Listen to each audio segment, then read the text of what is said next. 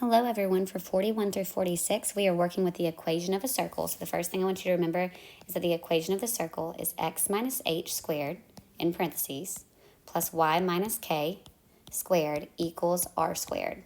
And so the things that you're inputting into this formula are the h and the k, which is the center. So the center is the point hk, it's a coordinate pair, it's the center of the circle.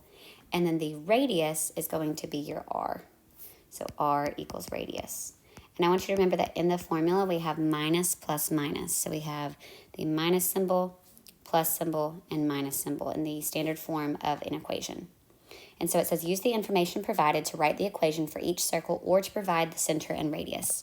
So they give you the center and the radius in number 41. And so we want to input that into the equation of a circle. So my advice is to always start with the equation of a circle. This will get you more familiar with this equation, and it will also help you plug things in. And so what we're going to do is we're going to label our center HK, and we're going to label our radius R. And we're going to plug those in right here. H here, K here, that's our horizontal shift and our vertical shift for the center.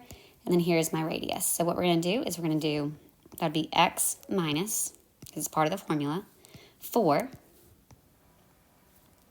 That's going to be close parentheses squared, plus y minus. What happens when you plug in a negative 1? That turns this into minus a negative, which we know is going to be a positive. So that's squared equals the radius, which they say is root 11, and then that's going to be squared. So when you simplify this, you end up getting the equation is x minus 4 squared plus y plus 1 squared equals root 11 squared. When you do root 11 squared, that's root 11 times root 11. That's root 121, which is just whole number 11. So the equation of this circle is x minus 4 squared plus y plus 1 squared equals 11. Number 42 gives you a center and a radius. So here's h, here's k, here's my radius. Let me color code it the same as before. Let's start with the equation of the circle, x minus h squared plus y minus k squared equals r squared. All of those are going to be squared. Here's my h. Here's my k, here's what I'm plugging in for r. So we're going to go x minus 2 squared plus y minus 2 again squared equals r, which is 3, and that's also going to be squared. So my final equation is going to be x minus 2 squared plus y minus 2 squared equals 3 squared, which is going to give me 9. So this is the equation of this circle. It's kind of like writing the address for where is this circle living, what is its street address, and what is its street number and the address of the street. That is the equation of that circle. All right, number 43, the only difference is that it gives me a picture. So we need to label the center, we need to label the radius. Well, what is the center? It's this point right here. Here's the origin, so that's going to be left and right 0, and then up 3, so that point is 0, 3. What is my radius? My radius, I can go a horizontal distance or a vertical distance, doesn't matter, 1, 2, 3, 4. So radius is 4. So the equation of that circle, when I do x minus h squared plus y minus k squared equals r squared, your final answer is going to be x minus 0 squared plus y minus 3 squared equals my radius squared, which is going to be equals 4 squared. So when I simplify that a little bit, you end up just getting x squared. There was no horizontal change to that center, plus y minus 3 squared. It was moved up. That's going to be equal to 16. That's the equation of that circle. Okay? All right.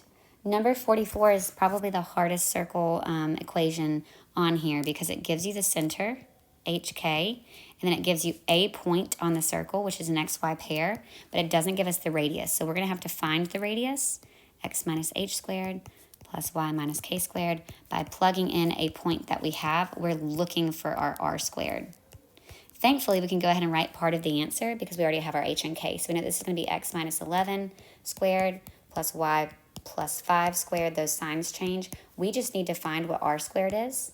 So if you were on a multiple choice test, you could go ahead and get rid of anything that doesn't go ahead and match this part of the equation. We know that that part is right. We just need to find what r squared is to plug in here. So we do have an xy pair.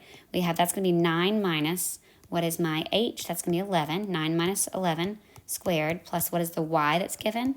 That's a point on the circle. Negative 4 minus our k, which is 5, and that's going to be squared. And all of that is going to be equal to r squared, which is what I'm looking for. So what is 9 minus 11? That gives me negative 2 squared plus negative 9 squared equals my r squared. So what is negative 2 times negative 2? That's going to be a positive 4. What is negative 9 times negative 9? That's going to be a positive 81. So that's what r squared is equal to. What is 4 plus 81? That is going to give me 85. 85 is what my r squared should be, and so we just plug that in. So this is the equation of that circle. So the multiple choice list, you'd find the one that says x minus 11 squared plus y plus 5 squared is equal to r squared, which is 85, which means that the radius would be root 85. Now they give me the equation and they just ask me for the information. So what is the opposite of negative 3 for my center? That's going to be a positive 3. What's the opposite of positive 4? That's going to be negative 4. So my center is at the point 3, negative 4. My r squared is equal to 16. What does that mean about my r? That means it's going to be the square root of 16, which is 4. So this is the point 3, negative 4. The radius is 4. And then again, same thing here. Opposite of positive 10 is negative 10 for the center. Nothing is happening for the y value. The vertical change for the center is 0.